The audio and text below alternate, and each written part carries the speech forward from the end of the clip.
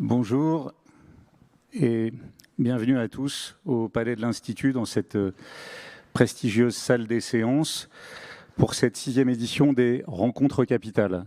Je suis votre modérateur et c'est un plaisir et un honneur d'être ici. Les Rencontres Capitales, vous le savez, sont le grand débat d'idées et la rencontre citoyenne du Palais de l'Institut, de l'Institut de France, qui vous propose depuis plus de 10 ans de dialoguer avec celles et ceux qui changent le monde.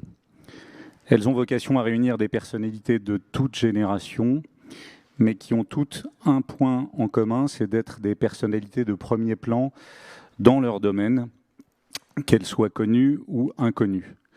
Les échanges que vous allez avoir avec elles aujourd'hui serviront de base, si j'ose dire, d'inspiration aux futurs travaux des académies dont c'est ici le siège. Scientifiques, intellectuels, dirigeants d'entreprise, artistes, ministres, toutes ces personnes ont en commun la volonté de nous aider à décrypter les mutations profondes de notre société et d'un monde qui est en quête de nouveaux repères.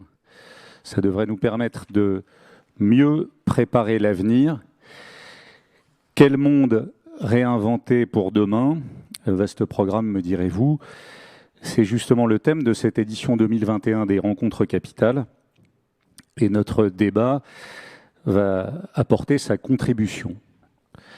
Face à une économie toujours plus mondialisée, quelle place occupe la France ? C'est donc ce sujet, c'est de ce sujet dont nous allons traiter cet après-midi. Au début des années 2000, vous le savez peut-être, la France se faisait doubler par le Royaume-Uni au classement des puissances mondiales pour accéder à la 4e place, derrière les États-Unis, derrière le Japon, derrière l'Allemagne. Mais c'était sans compter avec la montée en puissance de la Chine, 2e PIB mondial, de l'Inde et désormais à la 5e place. La France occupait donc l'an dernier la 7e place. Notre actualité récente a été également marquée, au-delà du Covid, par un sérieux revers pour notre pays avec l'annulation de ce contrat du siècle, plus de 56 milliards d'euros pour 12 sous-marins avec l'Australie. Ça s'est fait au profit d'un partenariat stratégique avec les États-Unis et la Grande-Bretagne. Évidemment, ce fait majeur a fait le lit des déclinologues en tout genre et des fustigeurs de la puissance française. Mais dans un même temps, bonne nouvelle, notre pays est devenu le premier en Europe pour les investissements économiques. Première place qu'elle conserve depuis maintenant près de 3 ans devant nos camarades allemands et devant les Anglais. Par ailleurs, si l'on agrège les pays des 27 États membres de l'Union européenne que la France va présider à partir du 1er janvier prochain, nous occuperions la 2e place des puissances économiques mondiales, derrière évidemment les États-Unis et la Chine. Sur la scène internationale, peut-on dire, et on va essayer de le savoir et de le répondre, que la France est une puissance moyenne d'influence mondiale, comme l'a qualifié Hubert Védrine, qui était là ce matin. Dans une économie mondialisée, quels sont les atouts sur lesquels la France peut capitaliser ou quelles sont éventuellement ses faiblesses coupables sur lesquelles on doit tous essayer de travailler? Qu'est-ce qui manque à la France pour être une destination la plus parfaite possible en matière d'investissement? C'est de tous ces sujets dont nous allons débattre ce matin ensemble avec nos invités. Et sans plus tarder, c'est à moi que revient le plaisir et le privilège de vous les présenter. Elle est diplômée d'HEC Paris et de la prestigieuse Harvard Business School. Elle a commencé sa carrière chez McKinsey. Elle a également été au cœur du marché mondial de l'assurance au Lloyd's de Londres. C'est une passionnée de l'innovation, de la transformation des entreprises. Elle est aujourd'hui présidente directeur général France du groupe Zurich, Merci d'accueillir et d'applaudir surtout Florence Tondu-Mellick.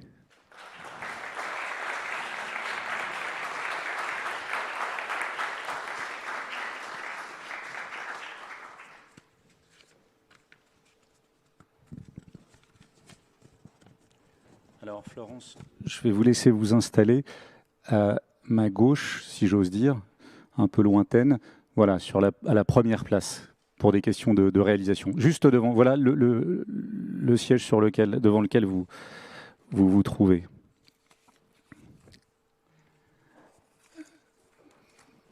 Merci. Merci Florence. C'est un avocat, il est spécialiste de fiscalité internationale. Il est diplômé de l'Institut d'études politiques de Paris également. Il est d'une grande fidélité à EY France, Ernst & Young. Il en est président depuis le 1er juillet 2019. Il est également conseil auprès de grandes multinationales françaises sur la question de la planification de leurs flux et de leur structure d'exploitation. Merci d'accueillir Éric Fourel.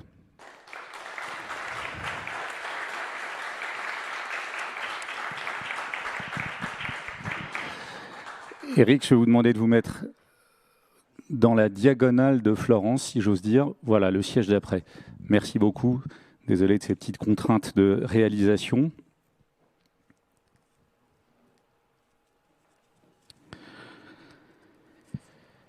Il sert, ou plutôt le groupe qu'il préside, plus d'1 million de repas par jour. Ça va très très loin, puisque ça peut être au service d'entreprises, d'administrations, d'institutions. C'est même lui qui vous nourrit au Puy du Fou quand vous y allez, ou à l'Accor Arena de Paris.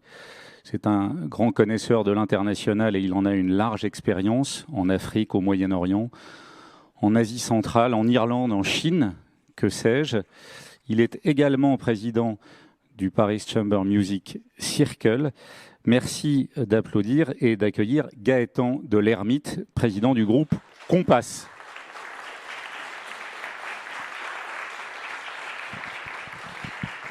Gaëtan, je vais vous demander de vous mettre à côté d'Éric. Merci beaucoup.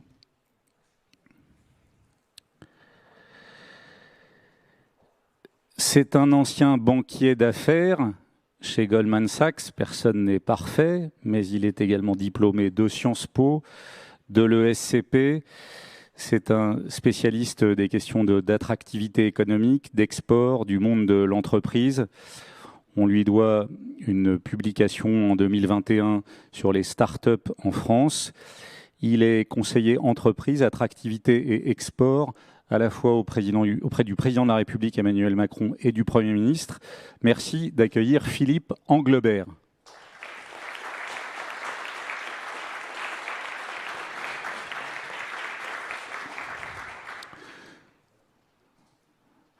C'est parfait.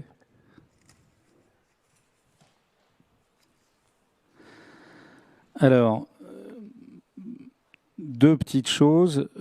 La première, c'est que Florence, heureusement que vous êtes là. Heureusement que vous êtes là, sinon vous seriez peu nombreuses, malgré la volonté de parité des organisateurs de rencontres capitales. Et comme on a quelques restes d'éducation et de galanterie, même si c'est parfois mal perçu, c'est par vous que je vais commencer et vous adresser la première question de ce débat.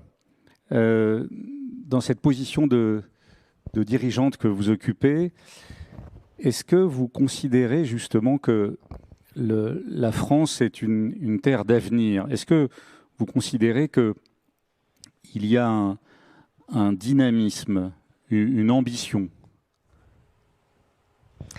Très bien, donc bonjour à toutes et à tous. Je suis extrêmement heureuse d'être là parmi vous dans cette salle magnifique, dédiée au savoir, mais aussi marquée d'histoire. Je pense que la crise auquel nous sommes confrontés appelle à une certaine réflexion, à une certaine prospective, même s'il est difficile aujourd'hui d'en tirer l'ensemble des conséquences. Si je devais aujourd'hui poser 3 constats, ils seraient les suivants, et je commencerai d'abord par le premier, à savoir que la France est pour moi une terre marquée de dynamisme, d'ambition et d'avenir. Pour sortir de cette crise, je pense important de lutter contre les prophéties autoréalisantes qui sont le propre parfois du pessimisme français. Nous devons prendre conscience de nos atouts qui, je pense, font naître un certain nombre d'opportunités. L'Hexagone est dans une dynamique positive et je crois que l'ensemble des grands indicateurs macroéconomiques aujourd'hui en font la démonstration et montrent que la France, aujourd'hui, fait partie des pays qui sont les mieux à même de capturer le rebond. Je voudrais citer 3 de ces indicateurs aujourd'hui. Le premier est un taux de croissance pour cette année qui sera de l'ordre de 7%, comparé à 5% pour le reste des pays de la zone euro, ce qui est notre meilleur taux de croissance depuis 1969. Nous allons créer 500 000 emplois d'ici fin 2021 et nos exportations reprennent à vive allure, essentiellement tirées par l'Union européenne. Vous l'avez cité, nous sommes la 5e puissance économique mondiale et la France reste aujourd'hui, pour la 2e année consécutive, la première destination des investissements étrangers en Europe. Ce dynamisme n'est pas du tout le fruit du hasard, il est d'abord le fait d'un travail du gouvernement en soutien de notre activité. C'est aussi le fruit du travail au niveau de l'Union européenne, sous l'impulsion du couple franco-allemand, qui joue aussi un rôle moteur avec la création de ce plan de relance, le plan Next Generation EU, d'un montant de plus de 550 milliards d'euros. Mais c'est aussi, ne l'oublions pas, le fruit du travail de l'ensemble des entreprises qui ont joué un rôle qui a été salué pendant la crise Covid, qui malgré des contraintes sanitaires extrêmement difficiles ont su démontrer leur résilience et leur capacité à accompagner la transformation des économies. Alors ça, c'est pour mon premier constat, pour répondre à votre question. Le deuxième constat, me semble-t-il, est que la transformation écologique dont nous parlons aujourd'hui est un véritable moteur de compétitivité pour la France et pour l'Europe.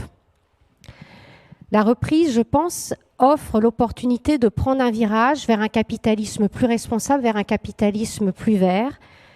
Et on le voit, que ce soit en matière de progrès social, de progrès écologique ou numérique, la France et l'Europe disposent d'un certain nombre d'atouts pour être les précurseurs d'une économie plus innovante au service d'une société plus durable.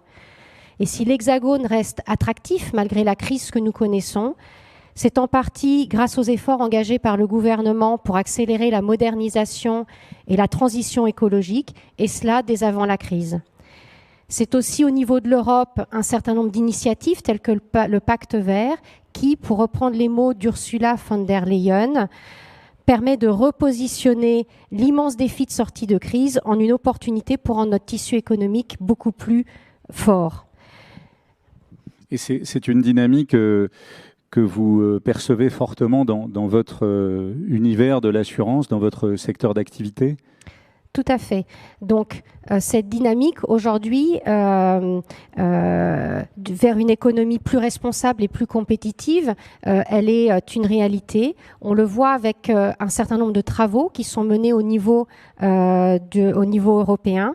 La Commission européenne a annoncé la mise en place récemment du référentiel européen de reporting extra-financier, la directive CSRD pour Corporate Sustainability Reporting Directive, qui va permettre de reconnaître de façon homogène les réalisations et les engagements des entreprises sur l'environnement, le social et la gouvernance. De la même façon, elle a annoncé cet été l'entrée et la mise en œuvre du mécanisme d'ajustement carbone aux frontières qui va permettre d'imposer des normes aux entreprises qui exportent sur le territoire européen. Et donc mon message, on l'a bien compris, c'est qu'il ne s'agit pas uniquement ici d'éthique et de valeur, c'est important, mais aussi de compétitivité.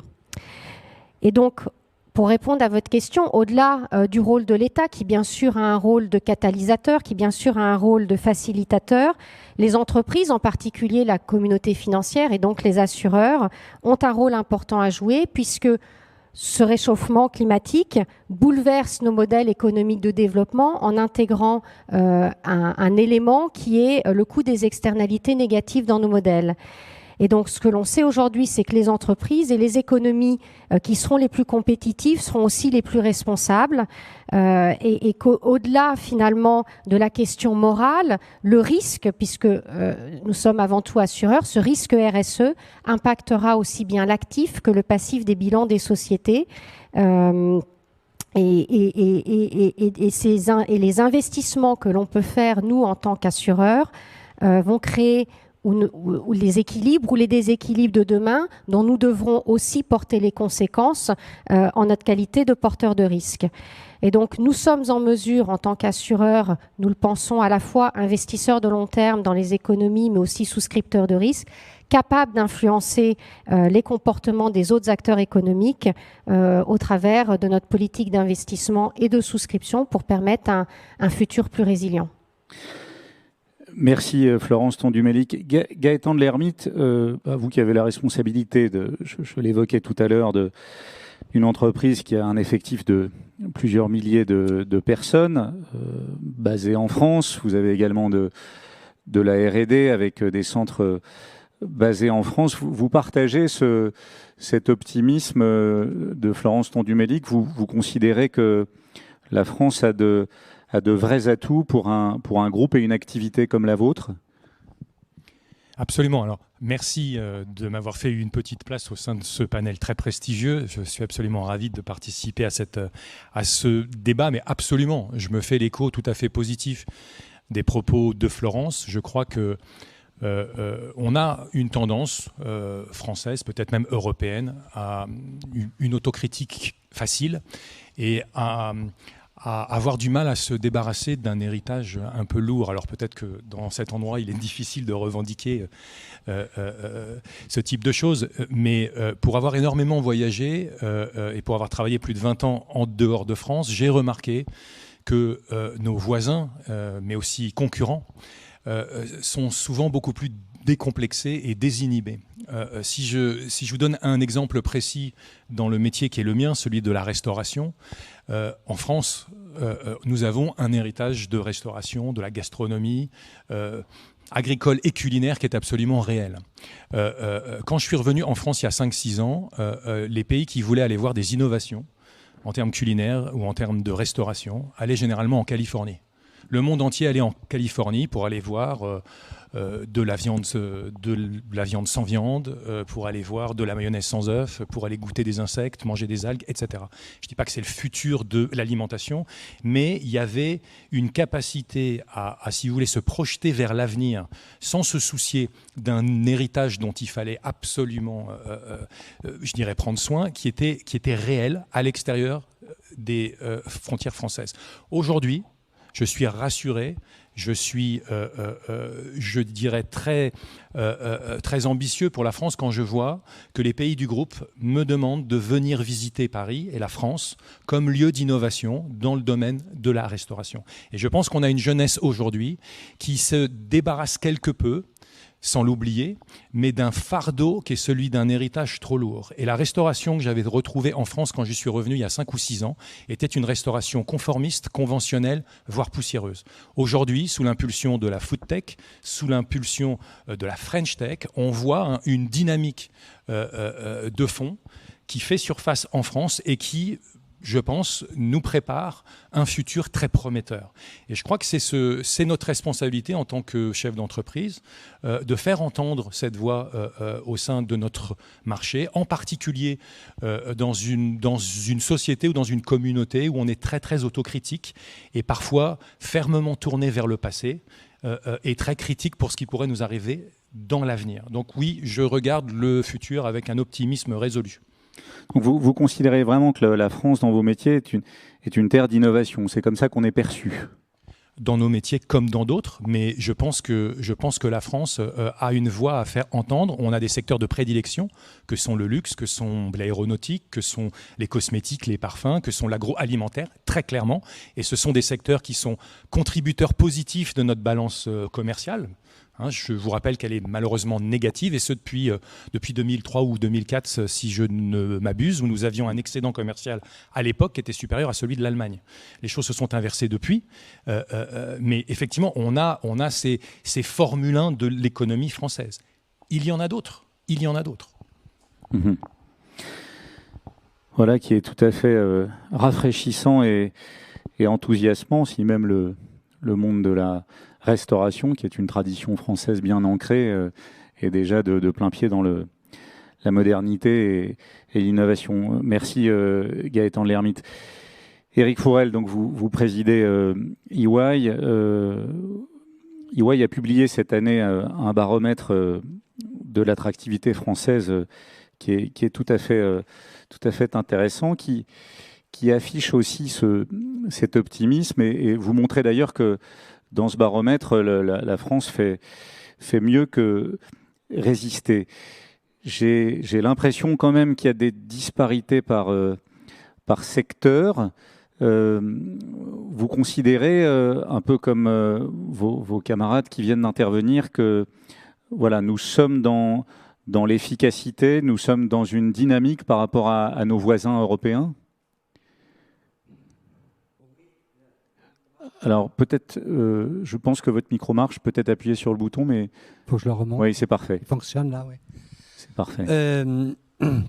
Non, effectivement. Alors, le baromètre EY, c'est pas une profession d'optimisme. Ce sont des constats. Hein. Donc, voilà, il a effectivement fait ressortir que pour la deuxième année consécutive, la France se place en tête en matière d'investissement, de projets nouveaux par rapport à l'ensemble des pays européens qui sont compris dans l'étude, et ce devant en particulier le Royaume-Uni et l'Allemagne.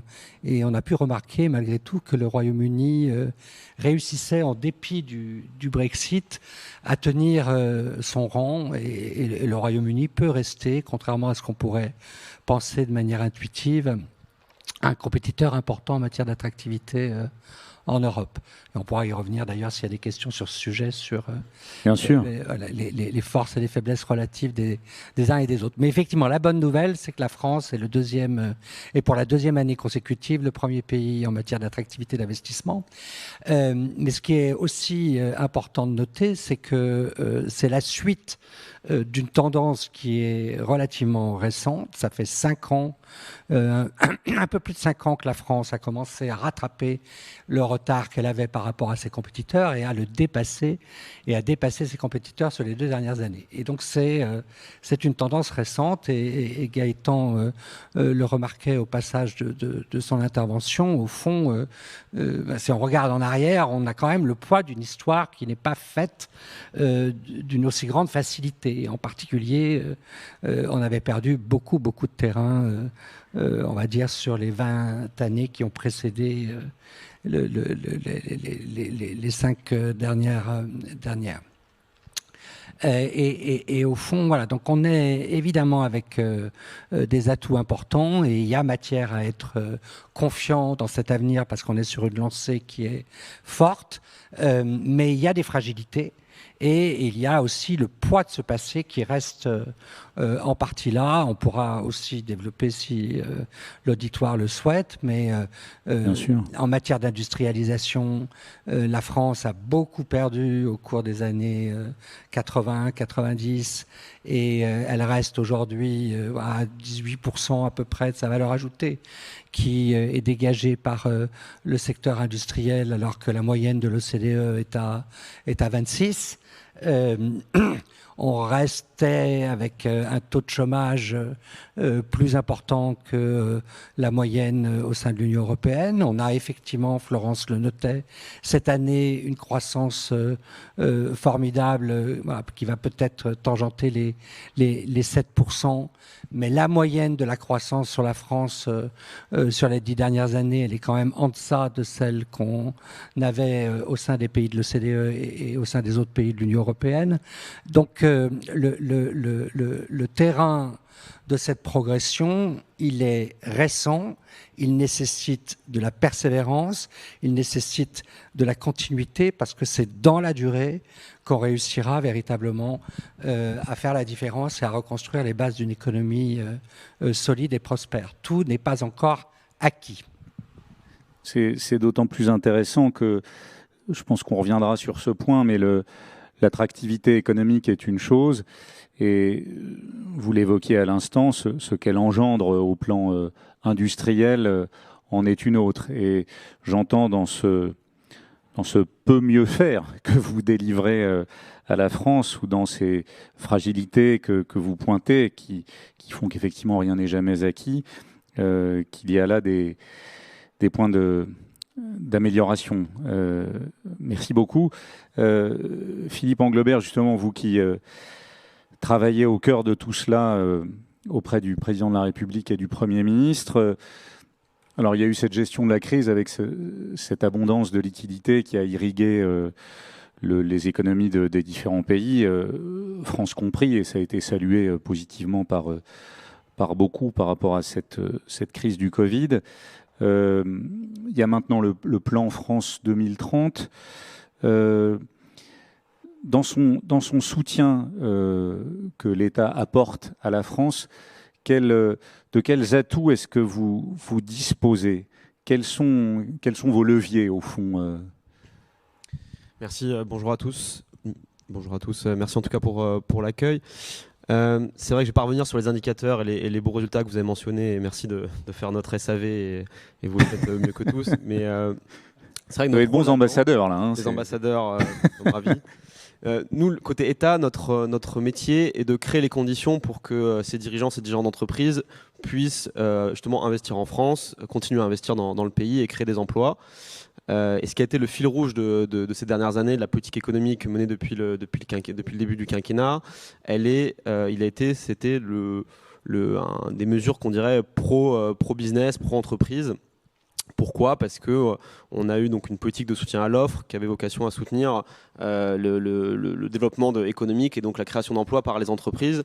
Et ça a été à travers plusieurs types de mesures. Un premier type, c'était la fiscalité. Donc, c'était des mesures prises en début de quinquennat sur la réduction de l'impôt sur les sociétés. Ça a été les mesures sur la fiscalité du capital avec le prélèvement forfaitaire unique, la transformation de l'impôt sur la fortune en impôt sur l'immobilier.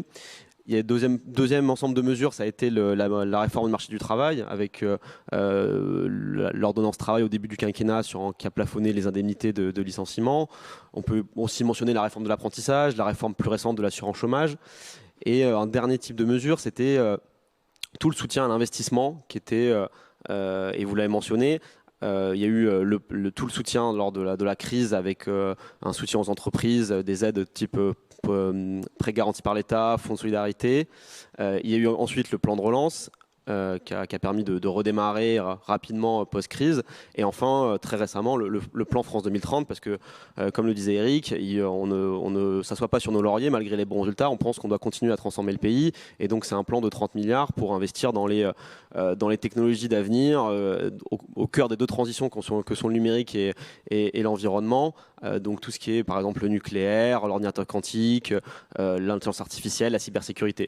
Donc, nous, c'est vraiment autour de ces 3-4 grands champs qui sont pour nous favorables aux entreprises, favorables à l'épanouissement et au développement des entreprises au sein du pays et au sein du territoire, sur lesquels nous avons sur lesquels on avons le plus appuyé. C'est ça nos leviers qui ont permis pour nous de mener une politique économique favorable aux entreprises, et je pense que les résultats sont là et ils doivent encore être consolidés parce que nous avons encore des défis. Je pense notamment au chômage qui est au plus bas historique mais qui reste encore important, ce qui est d'autant plus frustrant où on voit que d'un autre côté, quand on discute notamment dans la restauration ou d'autres secteurs, des tensions énormes sur le recrutement.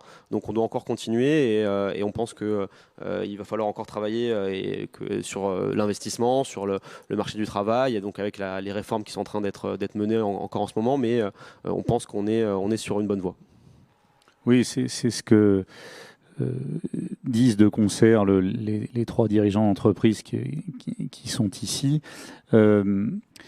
On évoquait tout à l'heure, à travers l'intervention d'Éric Fourel, l'articulation entre l'économie, la macroéconomie, enfin tout cet argent public qui est investi, et ces heureuses conséquences industrielles de l'emploi, toujours plus, à la fois pour résoudre le problème du chômage, mais créer de l'activité sur le territoire. Vous avez, il y a d'ores et déjà des indicateurs, des fléchages, une mesure de ce plan France 2030 qui va être mise en place pour qu'on veille justement à ce que ça aille dans la bonne direction, ou est-ce que c'est quelque chose qui n'est pas encore complètement maîtrisable? Alors le plan France 2030, pour revenir dessus, c'est un plan d'une 30aine de milliards d'euros qui est très ambitieux mais qui est très focalisé sur l'innovation. Et l'innovation, par définition, il y a un risque très important et on assume cette notion de risque. Ça veut dire que on va perdre, beaucoup de projets vont être abandonnés, vont ne pas réussir. Mais si à la fin des fins, on arrive à faire émerger un Tesla ou un SpaceX qui est complètement révolutionnaire, avec une innovation de rupture, qui peut régler des problèmes de la transition écologique ou la transition numérique, on en sera ravis. Parce qu'aujourd'hui, les grands industriels qui font de la puissance de la France, qui sont par exemple Airbus, dans l'aéronautique, ou d'autres dans le luxe, ou dans certains Air Liquide, de ce type d'entreprise, sont en fait issus d'une révolution technologique bien antérieure, qui était celle du début du siècle, et donc aujourd'hui dans une nouvelle révolution, et donc nous on espère faire émerger les grands champions de demain, mais on n'en aura pas 200, 300. C'est pour ça qu'au sein de France 2030, on a focalisé les efforts sur certains domaines où la France dispose déjà d'atouts, comme le nucléaire, comme l'aéronautique que j'ai mentionné, comme le spatial. Et donc on a focalisé sur une dizaine de secteurs, de thèmes. Et donc nous, on espère faire émerger des champions. Et donc ce qui est vrai, c'est qu'on n'a pas défini d'indicateurs de création d'emplois ou de réussite. Au contraire, parce que se dire en fait on va faire 50% de réussite, ça serait trompeur au sens où on va chercher la rentabilité, on va chercher continuer à mener certains projets qui ne devraient pas être menés, alors qu'au final, si on a 3, 4, 5, 10, j'ai pas d'objectif ex-ante, mais ça sera une réussite au sens où on aura fait émerger des entreprises puissantes de demain qui feront l'industrie de demain, les emplois de demain, et ça, c'est ça l'objectif plus que des objectifs quantitatifs. Oui, donc c'est vraiment une part de risque assumée par rapport aux bénéfices potentiels que cette beaucoup part de risques, risque. mais en même temps très focalisé sur des technologies d'avenir, pas dispersées. Non, mais on partage le constat qu'il y a une démarche qui est très tournée vers l'avenir et qui est très tournée vers des secteurs innovants. Alors, merci de ces premières interventions et de ces premiers éléments de réponse. Conformément à l'usage aux rencontres capitales, vous le savez, en fait, on a la chance ici aux rencontres capitales d'avoir un panel d'étudiants qui a fortement contribué à la préparation de ce débat et je les en remercie. Et on entre maintenant effectivement dans la deuxième partie de ce débat où chaque étudiant de ce panel va pouvoir adresser ses questions à nos invités. Alors d'abord, où êtes-vous? Parce que voilà, vous êtes en face de nous, c'est parfait. Vous avez des micros, donc le fonctionnement est très simple. Vous appuyez sur le bouton et ils peuvent être utilisés. Je vais vous demander à chacun, donc vous êtes 4, c'est cela, de poser une question, surtout avant la question que le public et les personnalités qui sont là vous connaissent, de vous présenter.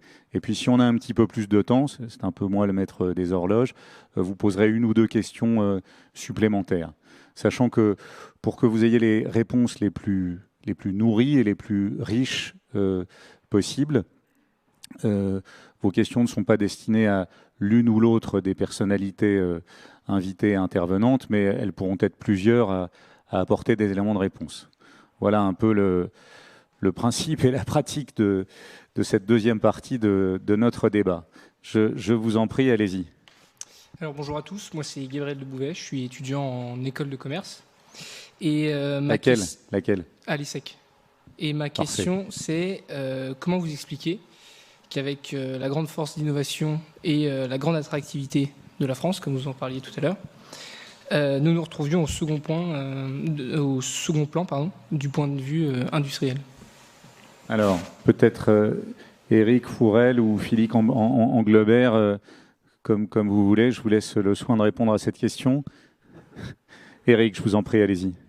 Je suis d'accord que c'est une source d'interrogation. Je ne suis pas sûr d'avoir évidemment toutes les réponses. J'en tenterai peut-être une ou deux, c'est que on a effectivement une forte politique, la France a une forte politique d'incitation en matière de recherche et de développement, en particulier sur le terrain fiscal avec le crédit d'impôt recherche, pas uniquement, parce qu'il y a aussi des aides directes, mais quand on regarde effectivement les données de l'interventionnisme public en matière de recherche et développement, la France doit être le premier pays au niveau OCDE à être aussi interventionniste en matière de recherche et développement.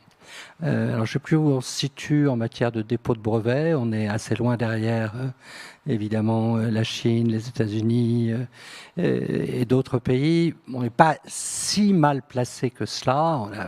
Donc, il y a une production d'innovation en termes de reconnaissance en matière de propriété intellectuelle qui est, somme toute, d'excellent niveau.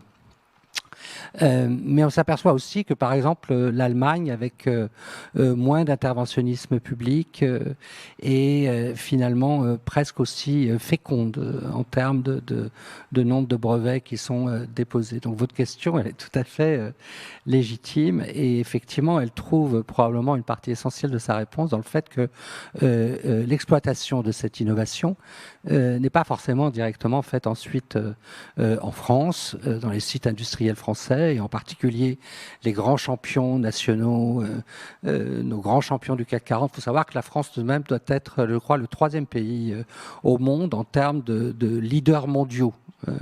On est devant l'Allemagne en matière de grands leaders mondiaux.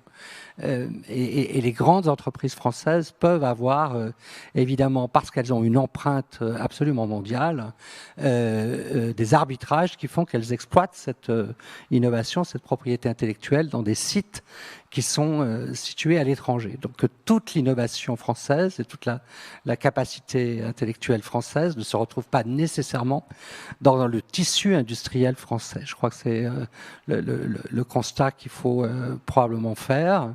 Et maintenant, pourquoi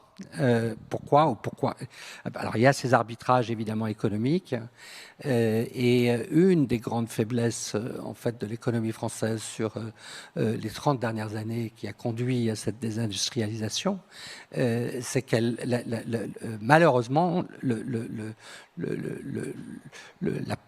niveau de protection sociale, le niveau d'avancée sociale qu'on a tous évidemment très à cœur de préserver, a néanmoins fonctionné, il faut le dire et il faut le reconnaître, comme une formidable machine à délocaliser.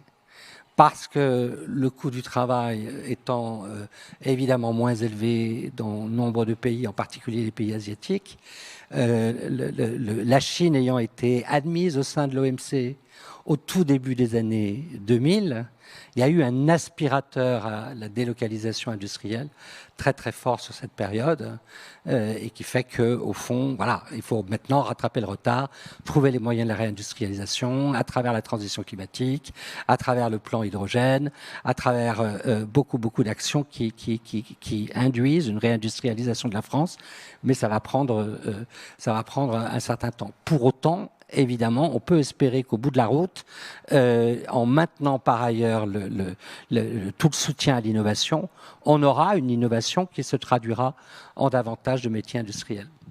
Florence Tonduméli, quelques éléments de réponse supplémentaires, puis après Gaëtan de l'Hermite. Oui, alors permettez-moi, moi je souhaiterais prendre votre question à contre-pied, parce que je trouve qu'il est extrêmement franco-français que de regarder derrière, et je voudrais qu'on regarde un tout petit peu devant, si vous m'en permettez. Effectivement, si on regarde la digitalisation qui est aujourd'hui devenue la norme, et on voit un certain nombre de start-up qui sont arrivées à maturité, en particulier dans le domaine B2C, du business vers le consommateur. La France est en rattrapage de cela. On compte un peu plus d'une vingtaine de licornes aujourd'hui contre 3, me semble-t-il, en 2017. Mais si on regarde devant, je pense qu'il y a une véritable opportunité. Et cette opportunité est celle que Philippe soulignait. Il s'agit des technologies de rupture qui sont véritablement celles qui vont adresser nos défis du XXIe siècle et qui portent sur l'usage de la technologie justement pour réindustrialiser nos économies, qui portent sur l'accompagnement de la transition climatique, qui portent aussi sur toutes les sciences de la vie. Donc je pense que c'est là où nous avons une opportunité, puisque quelque part, on a perdu cette course au leadership face aux États-Unis et à la Chine sur la première vague de digitalisation, mais je pense qu'il y a une opportunité pour la France et pour l'Europe de se positionner sur ces technologies de rupture. Cela amène aujourd'hui deux questions et le plan France 2030 y répond partiellement.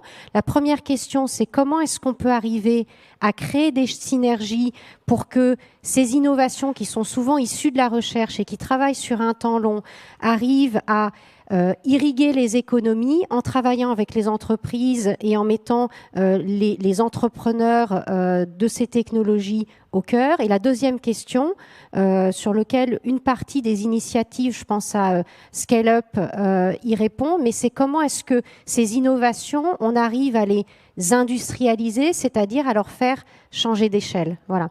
Donc, le regard explicatif, mais je voulais aussi avoir une vision positive et projective qui est comment est-ce qu'on peut aussi réindustrialiser demain et le faire d'une façon qui soit compétitive.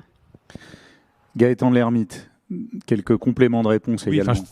Je crois que Florence m'a un petit peu coupé l'herbe sous le pied, mais je suis complètement d'accord. Je pense que c'est pas en défaisant ce qui a mené à la désindustrialisation que l'on réindustrialisera le pays. Donc on peut se poser des questions assez théoriques autour de comment on en est arrivé là. Je crois qu'Éric y a bien répondu autour de la fiscalité notamment.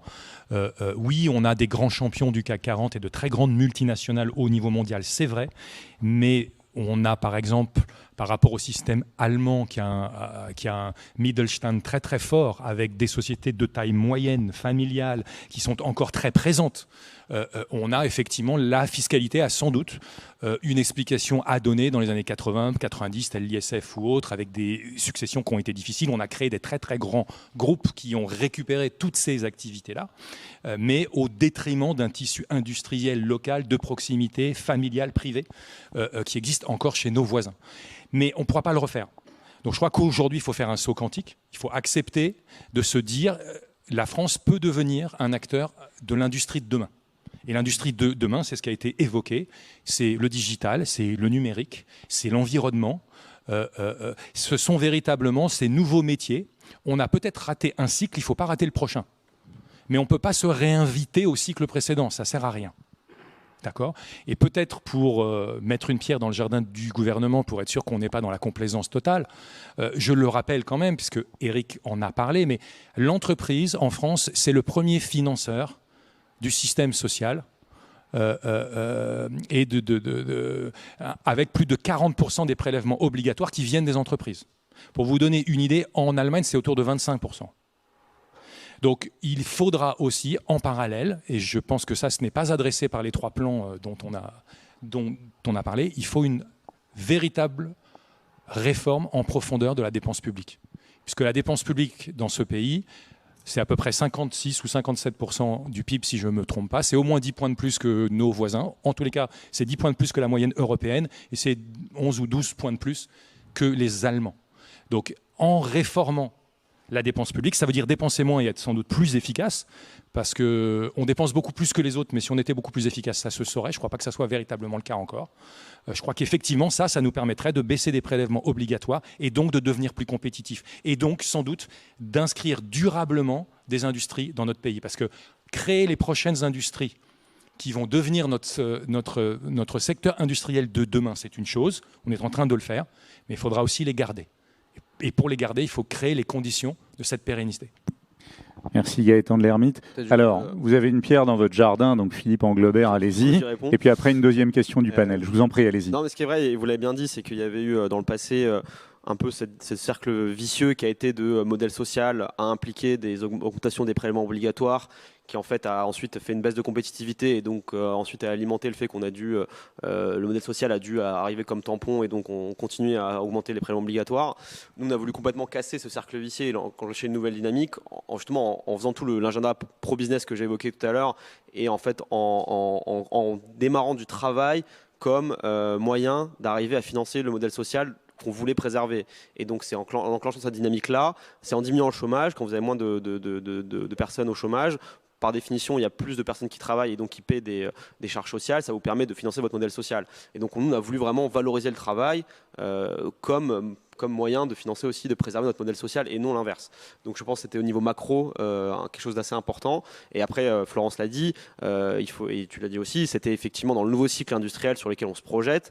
L'important, c'est qu'on puisse développer des innovations dans le pays, mais qu'elles soient industrialisées aussi au sein du pays. Et donc c'est par les conditions qu'on crée, les nouvelles conditions en termes de fiscalité, de marché du travail et autres qu'on a essayé de faire pour s'assurer au maximum que les technologies, quand on passe de la technologie à l'usine, ça puisse se faire en France et non dans des pays du reste du monde. Merci Philippe Anglebert. Deuxième question de nos camarades du panel. Allez-y, je vous en prie. Alors bonjour à toutes et à tous. Alors moi je m'appelle Pierre Lacarce, je suis en 3e année d'école d'ingénieur à l'Université de Technologie de Troyes. Ma question elle va porter sur l'Europe. Vous avez beaucoup forcément parlé de l'Union européenne. Est-ce que vous pensez que face aux géants, enfin notamment chinois et américains, qui sont des géants donc économiques et commerciaux, est-ce que vous pensez que l'Union européenne c'est une échelle judicieuse et à la fois une structure cohérente pour permettre à la France de peser économiquement dans le contexte mondial? Alors, notre poids en Europe avec d'éventuels géants que nous avons ou que nous n'avons pas. Peut-être Philippe Anglebert, je vous en prie. Je vais prendre l'exemple de la taille parce que c'est celui que je connais le mieux et qui est assez révélateur. Il y a une petite phrase que le président avait dite qui était assez intéressante. Il disait aux États-Unis, il y avait les GAFA, en Chine, il y avait les Helbatix et en Europe, il y avait RGPD. Ce qui voulait tout dire de ce qu'on a fait et ce qu'on n'a pas fait. Ça veut dire qu'effectivement, en termes de régulation, on a été précurseur et je pense que c'est essentiel pour défendre nos valeurs. Donc c'était RGPD, c'est bientôt le Digital Services Act qui arrive lors de la présidence française. Mais ça voulait aussi dire qu'on n'avait pas réussi à faire émerger des géants technologiques équivalents.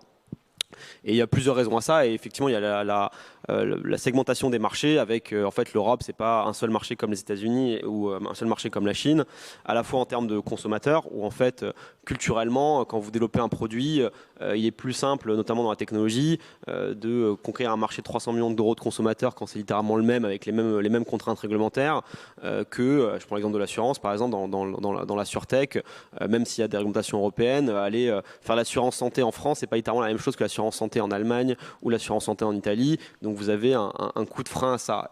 Mais le fait est que le marché, pour pouvoir lutter face aux États-Unis et à la Chine, le marché européen est pertinent pour répondre à votre question. Et il faut absolument fluidifier au maximum le business pour que les entreprises puissent se développer très facilement dans chaque pays. Cela étant dit, la technologie, c'est pas un marché. Quand on parle de marché européen du numérique, marché unique du numérique, en fait, c'est un marché unique dans chaque verticale. La technologie dans l'assurance, c'est pas la technologie dans la banque ou la technologie dans la santé. Donc c'est chaque domaine, chaque secteur d'avenir qui doit en fait être pris un par un pour s'assurer qu'on fluidifie en ayant les mêmes règles au sein de l'Europe pour pouvoir faciliter l'émergence de leaders. Parce qu'aujourd'hui, vous pouvez avoir une situation où une start-up française peut préférer aller directement aux États-Unis parce que le marché est plus gros et le coût d'entrée est le même qu'aller en Allemagne. Donc c'est vrai qu'il y a cette notion de marché pertinent, évidemment, qui est l'Europe, mais il faut que l'Europe agisse en réponse pour pouvoir s'assurer la fluidité des marchés. Effectivement, plus d'Europe permettrait que l'Europe soit un véritable marché avec plus d'unicité et de puissance par rapport aux camarades que vous évoquiez dans votre question, qu'ils soient chinois ou américains. Troisième question de notre panel d'étudiants. Bonjour, et déjà merci aux Rencontres Capitales de nous avoir invités. C'est une grande chance pour nous de pouvoir poser des questions. Moi, je m'appelle Lucas Gletzle, je suis étudiant à HEC Paris. Et ma question est la suivante. Quel conseil est-ce que vous auriez à donner à ma génération, à notre génération qui demain tiendra les rênes du pays, pour assurer la prospérité de la nation, l'emploi des Français, la souveraineté de la France en matière d'industrie? Là, vous demandez beaucoup de conseils, mais on a les personnes les plus indiquées pour vous en dispenser quelques-uns. Florence Tondumélic. Alors, déjà, HEC, excellente école. Je ne peux que vous féliciter pour ce choix. Je pense que ce qui ressort du débat, c'est cette conviction qu'on partage tous que l'économie du XXIe siècle, elle sera responsable et elle sera numérique. Et donc, toute la question, c'est comment est-ce qu'on en assure les conditions du développement. Et pour revenir sur mon préambule, je pense que l'élément clé, la clé de voûte, sera l'éducation. Ce matin, comme un certain nombre d'entre vous, je lisais la presse et on parle de pénurie. On parle dans la presse depuis quelques mois de pénurie, bien entendu, de composants, d'intrants, mais aussi de pénurie de talents. Et ce matin, donc, en lisant mon journal, je notais que les États-Unis proposaient maintenant de substituer de la main-d'œuvre plus âgée par des adolescents. 79% des entreprises en France disent faire face à des difficultés de recrutement. Et donc, face à ça, je pense qu'un élément qui sera important demain sera la formation, qui sera un élément clé de notre réussite. Et pas n'importe quelle formation, puisque quand on regarde aujourd'hui les capitalisations boursières les plus importantes à un niveau mondial, 9 des 10 premières capitalisations boursières ont un sous-jacent à très forte composante technologique. Et c'est pas une surprise puisque dans la révolution industrielle auquel on est confronté, évidemment, les cursus de formation, qu'ils soient mathématiques ou scientifiques, seront la clé de voûte des économies de demain.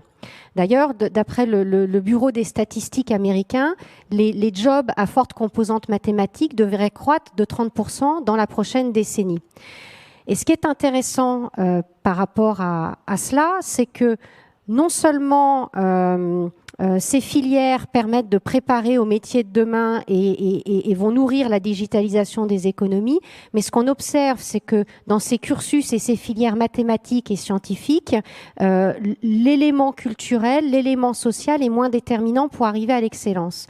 Et donc, le fait de pousser ces filières a une double vertu qui est à la fois de se préparer et d'accélérer ce développement des économies, mais aussi cet élément d'équité, d'intégration sociale qui me semble être extrêmement important.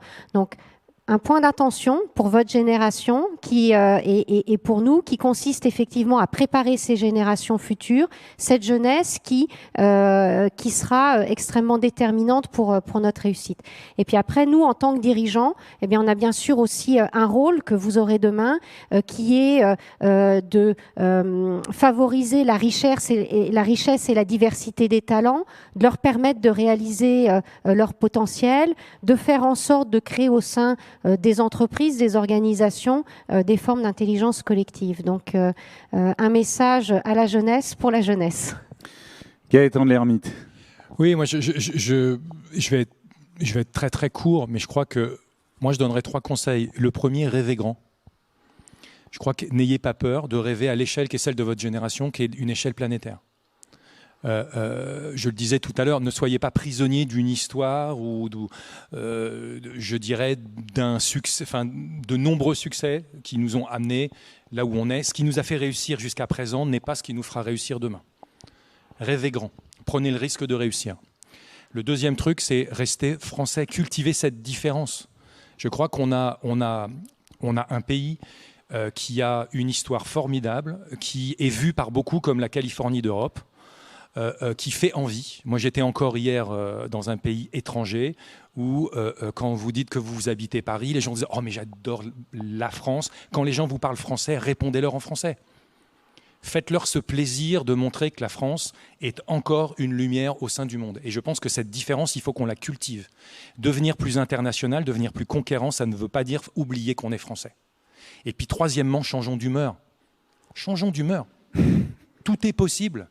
Voyons le vide à moitié plein. Et c'est quelque chose qui, objectivement, pour les générations précédentes, dont celle à laquelle j'appartiens, c'est difficile. Prouvez-nous le contraire. Et je pense que déjà, ces 3 choses-là, les talents, on les a. Le pays qui fait envie au monde entier, on l'a. Les produits qui font plaisir, que tous les gens s'arrachent, on les a déjà. Donc c'est une question de confiance.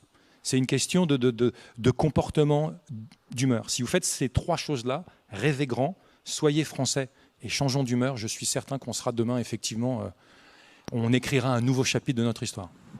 Peut-être pour être aussi prosaïque, n'allez pas faire de la finance à Londres en sortie d'études, contrairement à moi, mais justement restez dans le pays et faites des forces vives au sein du pays pour toutes les raisons que tu as évoquées et en fait construisez la France de demain et justement impliquez-vous, mettez votre talent au service du pays et je pense que c'est la meilleure chose qu'on peut faire.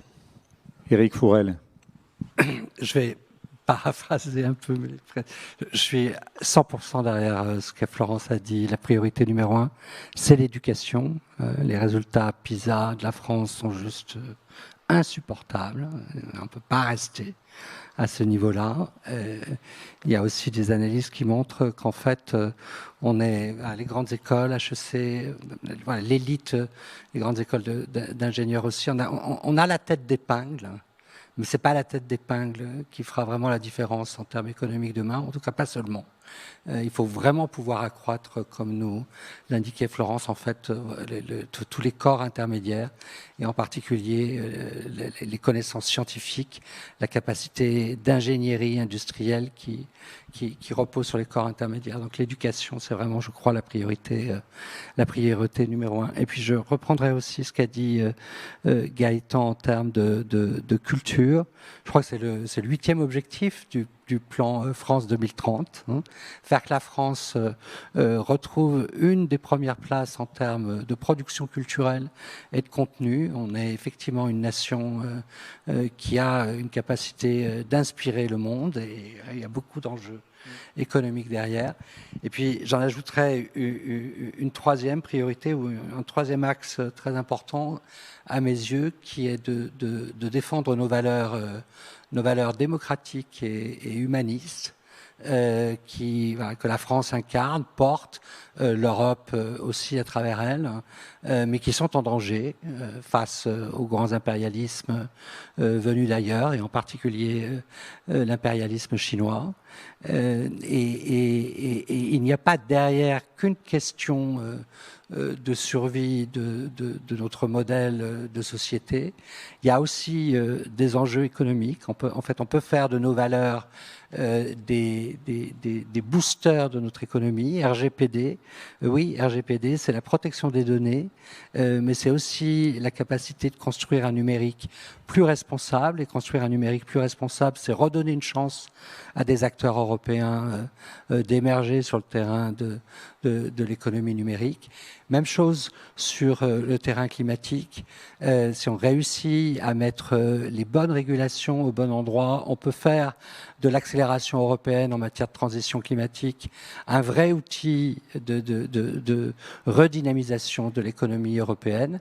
Alors, il faut faire attention parce que le diable est dans les détails. Et juste au passage, je vous en donne un qu'il va falloir suivre dans les prochains mois. Il est important, et en particulier sous la présidence française de l'Union européenne, que va être le mécanisme d'ajustement carbone aux frontières, dont on parle beaucoup.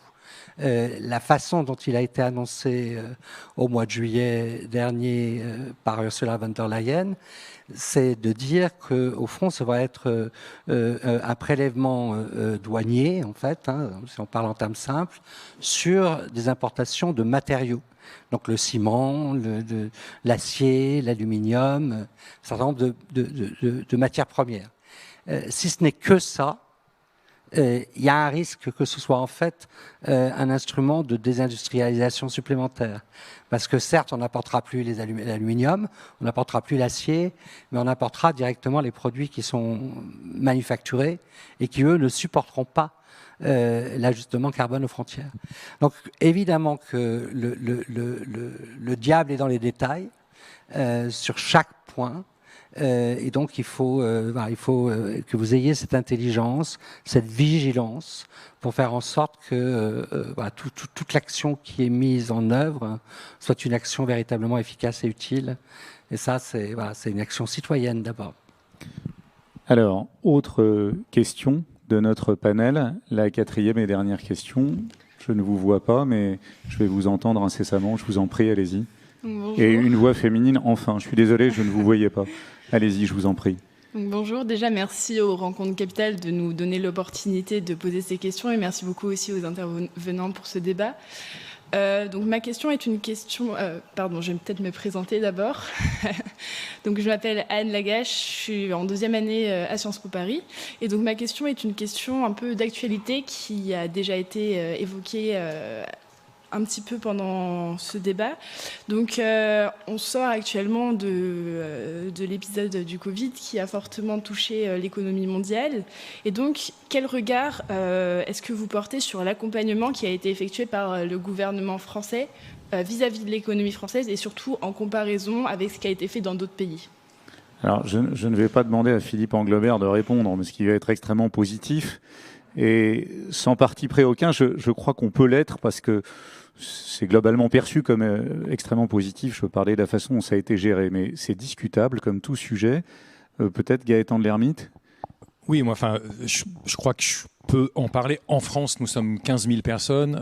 La restauration a été extrêmement touchée et pendant les 2 ou 3 premiers mois de la crise, on a perdu plus de 85% de notre chiffre d'affaires. Donc dans des activités qui ont, comme les nôtres, à peu près 45% de leurs coûts qui sont liés au personnel, aux effectifs, ne plus avoir de chiffre d'affaires, ça veut tout simplement dire ne plus être en capacité de payer les salaires. Donc au risque d'être quelque peu complaisant, voire courtisan, je dirais qu'on a été très bien aidés. Si on fait des comparaisons avec les pays européens, les modalités des aides étaient différentes, mais quand vous regardez le quantum par rapport au PIB, c'est à peu près le même. Hein, je ne sais plus exactement, mais on est tous entre 7 et 8 ou 9% à peu près du PIB, je crois, je dirais en termes d'aide. Donc en valeur absolue, les pays ont tous mis la main à la poche. Dans leur modalité d'application, les choses ont été très différentes. Oui, la France a plutôt pris un angle de vue qui était plutôt celui du soutien de l'offre et de l'appareil de production, en disant il faut défendre une économie, il faut défendre les salariés et l'appareil de production de façon à pouvoir les remettre au travail quand les conditions seront réunies pour que l'économie reparte. Et force est de constater que depuis 2-3 mois, l'activité repartant, nous sommes en capacité de répondre à la demande qui est depuis 21 mois. Nous avons fait nos 2 plus gros chiffres d'affaires en septembre et au mois d'octobre. Donc ça a plutôt bien fonctionné. Moi, je dirais les 3 grands enseignements que je tire, et ils sont intéressants parce qu'ils vont un peu à l'encontre, c'est un peu des contradictions de ce qu'on aurait pu considérer comme du French bashing auparavant. Mais qu'est-ce qui a bien marché ? Je crois qu'il y a eu 3 choses. D'abord, il y a une grande agilité et une grande réactivité de l'État. Ce qui n'est pas forcément quelque chose d'acquis ou de communément accepté. L'État a été souple et réactif. Deuxièmement, les entreprises ont été très résilientes. Et troisièmement, il y a une qualité de dialogue et d'adaptabilité sociale qu'on ne soupçonnait pas. Je vous rappelle quand même qu'il y a 3 ans, on avait des barricades sur les Champs-Élysées et qu'en règle générale, tous les pays nous le rappellent régulièrement. En France, on ne peut pas faire grand-chose parce que c'est quand même compliqué. Tout le monde se met en grève assez rapidement. On a les barbecues, les pneus qui brûlent et compagnie. Rien de tout ça ne s'est passé pendant le Covid. Et moi, je peux vous dire qu'au sein de mon entreprise, 15 000 personnes en France, on sort du Covid avec un dialogue social de grande qualité et un renforcement de la transparence de ce dernier. Donc je dirais, les aides ont bien fonctionné, mais tout le monde a joué le jeu. Et c'est vraiment un jeu à 3 jambes, l'État, les entreprises et les salariés. Et je crois que les 3 ont rempli leur contrat. Florence Tondu-Ménic, un petit complément de réponse. Volontiers. Donc, je ne vais pas revenir sur le point de Gaëtan qui a été la mobilisation massive du gouvernement pour une action rapide et forte en soutien des entreprises dont on voit effectivement aujourd'hui les résultats positifs au travers du rebond. Moi, je voudrais souligner un autre point qui est que cette crise, elle a mis en exergue les limites de nos modèles de développement. Le risque était fort en sortie de crise de reléguer au second plan, dès avant la crise, en particulier par rapport à des risques comme systémiques comme le réchauffement climatique.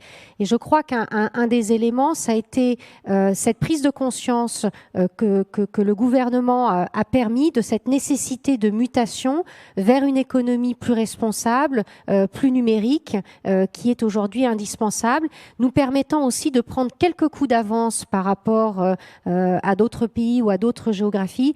Je pense par exemple à 2 choses. Les actions qui ont été prises pour faire de Paris la première place mondiale en matière de finance à impact. Et nous, ça, en tant qu'assureur, c'est très important pour nous. Ou encore les mesures de soutien aux nouvelles filières, celles qui ont été annoncées par exemple cette semaine sur la filière hydrogène. Voilà. Parfait. Merci. Là-dessus. Alors, non, Philippe Anglebert, allez-y, apportez un complément de réponse, pas trop long, mais je vous en prie, allez-y. C'est qu'effectivement, on parlait de dépenses publiques tout à l'heure, l'efficacité de la dépense. Entre la crise de 2008 et cette crise-là, on a globalement eu une augmentation de la dette à peu près équivalente de 20% de points de PIB. Et ce qui est vrai, c'est qu'on en sort pour le coup en meilleure situation qu'il y a plus de 10 ans avec tous les chiffres que Florence a mentionnés au début. Donc je pense que d'une part, ça montre l'efficacité de la réponse. Après, sur la comparaison internationale, c'est intéressant de demander justement à des dirigeants d'entreprises étrangères en France parce que souvent, ils ont un point de comparaison avec d'autres pays. Et ce qui est vrai, c'est que on a des fois toujours tendance à faire du French bashing parce que il y a eu des frottements, on a essayé d'être le plus efficace possible, le plus juste possible. Mais ce qui est vrai, c'est qu'il faut aussi s'en féliciter parce que quand on compare des restaurateurs qui ont plusieurs restaurants dans le reste du monde ou autre, vous disent souvent que on a apporté une réponse plus précise et plus rapide. Donc je pense qu'il faut quand même d'entendre le rappeler parce que des fois quand on se regarde nous, on se critique et on est très souvent fort pour l'autocritique. Mais quand on se compare au reste du monde, je pense qu'il faut rappeler qu'on a été quand même, on a été très généreux, mais on l'a été parce qu'on l'a fait de manière efficace et ensuite les résultats ont prouvé que ça a pu marcher. Alors, merci de ce complément de réponse, Philippe Anglebert. Je réitère les remerciements que j'adresse à notre panel étudiant pour la qualité de leur travail préparatoire à ce débat et leurs questions. Avec un tout petit peu de retard, et j'en suis désolé, on va maintenant entrer dans la troisième partie de ce débat. Personne ne va vous apporter de micro, parce que l'avantage de cette prestigieuse salle des séances dans laquelle travaillent habituellement nos amis académiciens, c'est que vous avez tous un micro devant vous ou un voisin qui a un micro. Est-ce qu'il y a des questions parmi vous que vous souhaiteriez poser à nos invités ou aux personnalités intervenantes? Je ne vois pas de main qui se lève. Pardon, allez-y, je vous en prie. Vous appuyez, vous allumez votre micro et vous posez votre question, ça marche. Merci. Leonidas Kalogeropoulos, je suis vice-président d'un mouvement patronal qui s'appelle Éthique et j'ai créé une plateforme qui s'appelle Entrepreneurs pour la République. Juste un premier mot de partage d'enthousiasme sur notre pays et rappeler qu'il produit, entre guillemets, 1 million d'entrepreneurs par an désormais, ce qui est absolument extraordinaire. Ça fait de notre pays le premier producteur d'entrepreneurs, si on peut utiliser cette formule, aux proportions de sa population. Et je pense que l'une des difficultés a été évoquée sur le fait de passer à l'échelle et de devenir conquérant, c'est effectivement d'avoir un marché européen qui fonctionne et qui fonctionne comme une unité pour que, en comparaison des entrepreneurs chinois ou des entrepreneurs américains, nous puissions avoir un marché domestique qui nous permet de nous propulser sur le marché mondial. Est-ce qu'il ne manque pas quelque chose à la construction européenne qui se construit depuis des décennies autour de lois, de traités, de normes? Est-ce qu'il n'y a pas quelque chose d'autre que des normes et des textes qui permettraient à ce marché européen d'avoir son efficacité économique, son efficacité industrielle, pour que enfin ça soit le tremplin de conquête du monde pour tous nos entrepreneurs? Merci. Philippe Anglebert. Merci pour la question. C'est pas ultra facile d'y répondre au sens où effectivement on a toujours une tendance un peu à tout normaliser en Europe pour en fait définir un terrain de jeu. Mais au contraire, j'ai le sentiment que la norme peut aider à se mettre d'accord avec les pays et au contraire arriver à établir des règles comparables dans chaque pays. À l'inverse, on aurait du mal à se mettre d'accord et à laisser une pure liberté sans définir le cadre. Mais je peux me tromper, mais en tout cas le sens de l'histoire est celui-là, et j'ai du mal à imaginer que par rapport au consensus qu'on doit avoir, puisqu'il faut rappeler qu'on décide pas toujours tout seul, et il faut arriver à établir des règles communes. Donc, mais je comprends à l'inverse que des règles souvent européennes sont des règles souvent qui mettent du temps à être modifiées. Donc une fois qu'elles sont là et qu'on se rend compte qu'elles puissent des fois être défavorables à nos propres acteurs et favorables à d'autres, notamment hors Europe, on a du mal à les modifier rapidement. Et je serais plus dans la réponse pour moi est plus dans la flexibilité de la norme et la possibilité de les modifier plus rapidement, les adapter plus rapidement à des économies et à des entreprises qui bougent beaucoup plus rapidement aujourd'hui qu'à une époque, plutôt que ne plus du tout avoir de normes, puisque j'ai du mal à imaginer qu'on puisse y arriver. Florence Tondumélic. Bonjour, merci de la question. Moi, je souhaiterais ajouter un autre angle qui d'ailleurs peut se prendre au niveau de la France ou également au niveau de l'Europe, qui est celui de la capacité à financer et à investir. Aujourd'hui, on voit qu'avec la crise du Covid, l'épargne des citoyens a fortement augmenté. Nous, on le voit en particulier en tant qu'assureur vie. En France, on a, pendant la crise, épargné de l'ordre de 300 milliards, quand sur une même période, typiquement hors pandémie, on aurait épargner plutôt 2 voire 3 fois moins. Donc il y a une vraie question aujourd'hui qui est par rapport au financement de cette nouvelle économie dont on a parlé cet après-midi, qui est comment est-ce qu'on peut accroître les financements en support des transitions écologiques et numériques. On sait que ces transitions vont coûter extrêmement cher. Là, je crois qu'il y a une opportunité qui est celle, et d'ailleurs que la France avait préempté, nous avions été pionniers, qui est celle en fait de tout ce qui est de la finance verte et de l'émission de dette verte, qu'elle soit corporate ou souveraine, donc accroître nos financements. Un deuxième enjeu, et c'est là où le rôle de l'Europe et du gouvernement peuvent aider, qui est de flécher ces financements vers les bons projets. Et c'est là, nous, en tant qu'investisseurs dans les économies, on rencontre une réelle difficulté. Et puis, assortir cela de vraies réflexions, et France 2030 y œuvre, mais d'assortir de vraies réflexions au niveau des filières sur des stratégies et des schémas industriels.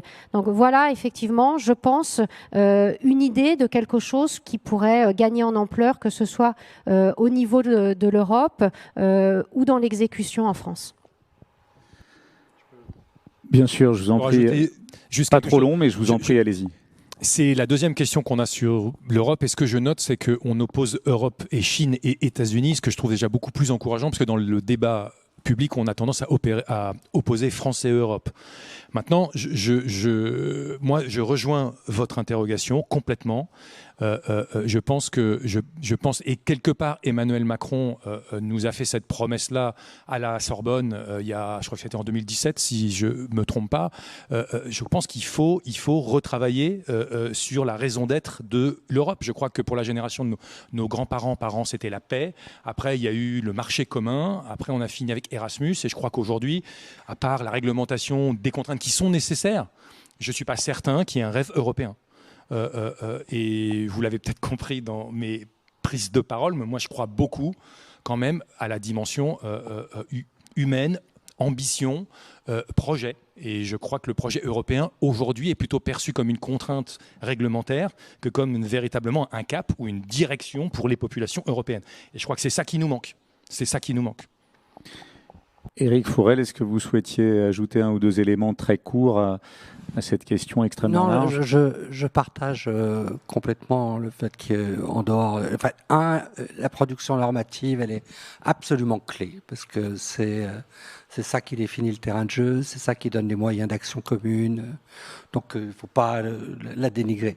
Deux, effectivement, l'orientation des financements, les politiques d'orientation qui peuvent être développées au niveau européen sont clés. Et puis, je partage complètement avec Gaëtan, il faut qu'on trouve ce que dit Gaëtan, il faut qu'on trouve les moyens de donner une nouvelle résonance à l'idée européenne qui mobilise, mais qui existe concomitamment à la nation, parce que je pense l'identité nationale, on l'a vu pendant cette crise Covid tout de même, hein, les réponses, elles étaient au niveau des pays, et il ne pouvait pas en être autrement finalement, je pense, parce que c'est là où l'acte d'adhésion et d'identification se fait le plus directement. Et puis on le disait aussi tout à l'heure, sur le terrain des politiques culturelles et sur le terrain de la production de contenu demain, qui va être un enjeu très très important, celui-là il ne va pas se jouer à un niveau européen, il va se jouer à un niveau français. Donc je ne pose pas l'un à l'autre, comme tu le dis Gaëtan, il faut construire et l'un et l'autre, et c'est important. Sur cette question européenne ou sur d'autres sujets, monsieur, je vous en prie, allez-y, vous avez un micro. Oui, bonjour.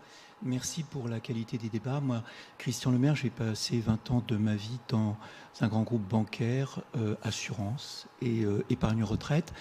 Je suis doublement diplômé, école centrale et HEC pour son MBA. Et je reviens sur la remarque d'Éric Fourel, qui est évidemment préoccupante, classement PISA, élève de 15 ans. Nous sommes pas avant-dernier, mais presque. C'est un défi gigantesque pour les 10 ans qui viennent. Pour faire écho à ce que vous indiquiez sur les grands défis technologiques et environnementaux. Et donc ma question, c'est qu'est-ce que l'on peut faire collectivement, parce que je pense que ce n'est pas uniquement à l'État d'intervenir, c'est aussi aux entreprises qui ont un rôle particulier pour accompagner éventuellement les écoles notamment et les universités. Et donc ma question, comment peut-on regagner une place qui était très bonne dans le classement il y a une quinzaine d'années? Merci. Alors, l'accompagnement des écoles et des universités par les entreprises, qui nous réinvestirait un peu dans l'enseignement supérieur, dans la formation, pour sauver cette place pas terrible, pour être trivial, dans le classement PISA. Qui souhaite apporter un élément de réponse à monsieur Éric Fourel, je vous en prie. Moi, je vais probablement donner une réponse qui va paraître un peu, démagogue. Mais comme on a fait une grande convention citoyenne sur le climat avec une production qui a été quand même riche et en partie reprise, faisons une grande convention citoyenne autour de l'éducation. Où est-ce qu'on veut mettre les moyens et ça donne aussi l'occasion de mobiliser l'ensemble des réflexions.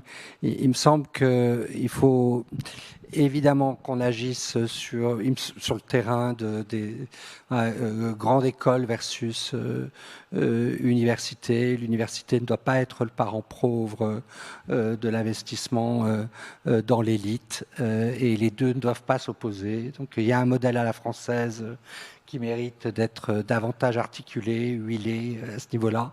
Mais il y a surtout l'enjeu de tout le développement de l'enseignement supérieur intermédiaire, comment faire en sorte que ces populations qui sont pas forcément diplômées puissent accéder à un enseignement qui soit un enseignement qualifié, qui qualifie pour des emplois techniques et qui soit porteur d'avenir. Il y a évidemment l'école primaire. On a fait un effort particulier en rendant obligatoire l'accès à la maternelle à partir de 3 ans. C'est très important en termes d'égalité des chances. Il y a les zones prioritaires, mais on doit aller plus loin parce qu'on sait bien que c'est au niveau de l'enseignement primaire que se créent d'entrée de jeu les inégalités et les décrochages. Donc il y a beaucoup de choses à faire et effectivement les entreprises doivent apporter leur pierre. On a également une situation en termes de programmes pour accélérer les apprentissages directement efficaces au sein des entreprises. On n'est pas encore au bout, mais je suis sûr qu'il y a... Voilà, c'est juste une petite... petit échantillon. Éric Fourel préconise donc cette Convention européenne pour l'éducation. Une très courte réponse ou un très court complément de réponse de Gaëtan de Lermite, ici, je vous en prie. La même chose après pour Florence Tondu-Mélic et puis on passera à une autre question. Je vous en prie, allez-y. Je vais aller très vite, mais Éric a fini par en parler, mais je voulais faire référence à l'alternance et à l'apprentissage parce que je pense qu'effectivement, les mentalités changent en France. C'est en train de changer. Là encore, quand on se compare à nos cousins allemands, il y a une culture de l'apprentissage beaucoup plus forte qui est extrêmement vertueuse puisque elle est évidemment très vertueuse en termes de développement d'individus concernés, mais elle est aussi très vertueuse dans l'entreprise elle-même, puisqu'elle crée une passation, un échange intergénérationnel, etc. etc. Je crois que là, on a une partie de la solution, en plus de ce qu'a évoqué Éric, mais pour des métiers peu qualifiés, comme le secteur que je représente aujourd'hui, c'est véritablement un levier d'avenir, et je pense que l'on peut participer à l'élévation générale du niveau académique en passant par l'entreprise. Florence Tondu-Mélic, allez-y. Oui, donc l'alternance, tout à fait. Moi, je voudrais juste souligner une initiative qui me semble être extrêmement intéressante, c'est celle de l'école 42, qui est aujourd'hui en France et qui est une des meilleures écoles de code au monde. De la même façon, le campus récemment mis en place par Total Energy. Je pense que toutes ces initiatives sont extrêmement intéressantes et dénotent pour moi d'une potentialité quand on travaille de façon tripartite entre société civile, entreprise et gouvernement pour adresser tous ces types de problématiques, que ce soit d'ailleurs l'éducation ou l'innovation. Philippe Anglebert, je vous en prie. Non, mais je ne suis pas le responsable de la politique éducative, donc je suis moins expert de ces sujets, mais il y a deux, trois mesures que Eric a mentionnées qui, je pense, sont importantes sur l'impact des scores PISA, au sens où c'est des problèmes qui doivent se traiter très tôt, parce que les inégalités commencent très tôt dans l'éducation, notamment à l'école maternelle et à l'école primaire. Donc nous, effectivement, on a rendu obligatoire l'école maternelle à 3 ans. Alors vous allez nous dire, oui, en fait, il y avait déjà 90% des élèves qui y allaient. Mais en fait, c'était les 10% qu'on allait chercher, et ces 10%-là, en fait, étaient justement les plus en difficulté. Et donc, quand ils arrivaient au CP, ils avaient déjà beaucoup plus de difficultés que les autres. Donc, il fallait aller chercher ces 10 derniers points, et ça, on l'a fait. Et après, il y a eu aussi le dédoublement des classes de CP et de CE1 dans les zones d'éducation prioritaire, qui, pareil, a permis d'avoir des classes d'une quinzaine d'élèves, ce qui a aussi permis de passer plus de temps avec les élèves en difficulté, et donc derrière, d'avoir des meilleurs résultats. Et enfin, un dernier point pour montrer que pour nous, effectivement, le sujet de l'éducation était assez au cœur de notre politique, c'était que pendant le Covid, pendant les confinements, on a été le pays de l'OCDE qui a le plus ouvert les écoles, et je pense qu'aujourd'hui, il y a des chiffres qui sont sortis après les tests de la rentrée. Les élèves ont retrouvé leur niveau scolaire de pré-crise, donc je pense que c'était assez important pour nous, et on l'a montré comme ça. Oui, ça a été un point majeur à mes yeux dans la gestion de la crise, le fait que nos écoles soient restées ouvertes beaucoup plus longtemps que partout ailleurs, en tout cas concernant les pays qui ont la chance d'avoir des écoles. Je me tourne maintenant vers cette partie de l'assistance, cette partie de la salle, parce que toutes les questions venaient de l'autre moitié. Est-ce que vous avez des questions ? Monsieur au premier rang, je vous en prie, allumez votre micro. Oui, je pense que c'est la dernière ou l'avant-dernière question. Hein. Malheureusement, on est tenu par le temps. Je vous en prie. Bonjour, Louis Sass, je suis élève à l'école normale supérieure. J'avais une question par rapport aux pénuries et à l'inflation. Est-ce que vous pensez que ça peut avoir un impact sur l'attractivité de la France à court terme ou pas du tout ? Alors, Gaëtan de l'Hermite. Non. Pourquoi ? Parce que je pense qu'aujourd'hui... C'est clair. non, mais essayons d'être un petit peu direct, puis ça permettra de passer la parole. Mais l'inflation, comme la pénurie de personnel, aujourd'hui, est commune à tous nos voisins. Donc, les taux ne sont pas tout à fait les mêmes, évidemment, mais grosso modo, ils font face aux mêmes enjeux que nous pour l'instant. Est-ce que sur la durée, ça peut créer des différentiels qui vont, je dirais, créer un déséquilibre économique? Peut-être dans la zone euro, c'est quand même assez peu probable. Donc, moi, je pense qu'à relativement court moyen terme, ça ne sera pas le cas. Mais ouvrons le débat. Peut-être qu'on va essayer de prendre plus de questions et faire non pas des réponses moins bien, mais des réponses moins multiples. Est-ce qu'il y a d'autres questions ? Pas d'autres questions. Je me tourne vers vous, monsieur. Allez-y, là, je pense que ce sera la dernière question. Mais allez-y, je vous en prie, c'est un plaisir. Là, ça marche. Alors, appuyez sur... allumez votre micro. Oui, c'est une question qui a pas grand-chose forcément à voir avec le sujet, mais quand même. Je voulais savoir ce que vous pensez de la position de l'Angleterre sur le problème de la pêche. Alors, le problème de la pêche, question éminemment européenne, question réglementaire aussi.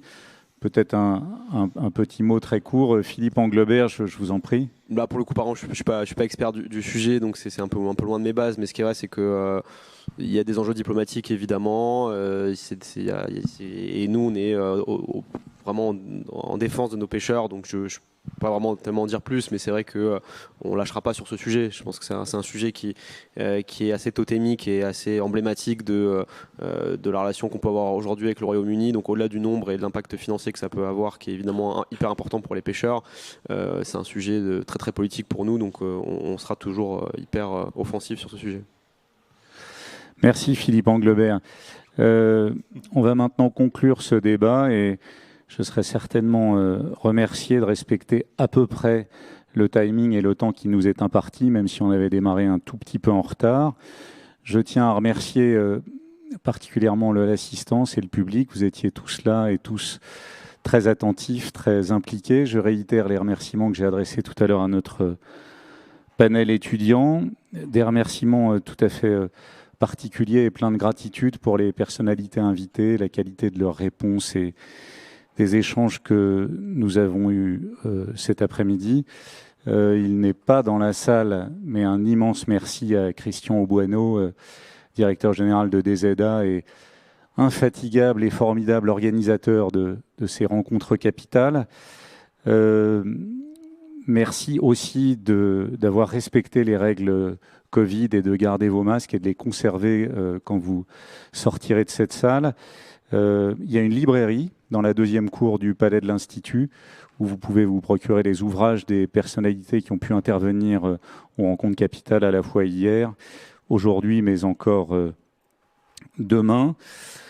Dans cette prestigieuse salle des séances où Pasteur avait même présenté ses premières découvertes et ses premiers vaccins, j'ai coutume de conclure les débats en disant « les autres apportent plus que les livres », ce qui était une phrase de Diderot, pourtant auteur de la première encyclopédie dont le manuscrit est dans la pièce d'à côté de cette salle des séances. Et je crois que les autres aujourd'hui, c'était vous quatre, c'était vous dans l'assistance. Et vous vous êtes tous mutuellement apporté beaucoup de choses. Donc, merci à tous et j'espère à bientôt dans d'autres débats des rencontres capitales.